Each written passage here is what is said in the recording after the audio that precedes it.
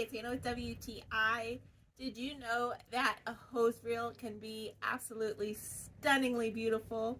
This one by DecorGarden is awesome. It looks so pretty. It actually looks more like a decoration than a hose reel. Our house did not have one on the front of our house, but I knew that I wanted one because our hose is just laying across the front of our garden, which doesn't look very attractive. I also knew that I wanted one that was attractive in itself, and this one is stunning. So it's made of cast iron. It has these adorable birds on it, on these little leaves and trees. It almost looks like a little bridge with little twigs. Really easy to put together. It's 6 screws to put it all together, and then 2 screws go into your house. So our house is brick, so we did need an extra powerful drill to get those holes in, but once they're in, it's 2 screws and your hose reel is on really tight. It can hold up to 100-foot hose, so really large hose will fit on this.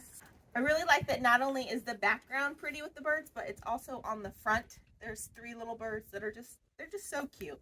So if you're looking for a really pretty hose reel for the front or the back of your house, this one is so pretty and so secure, and that is my point of view.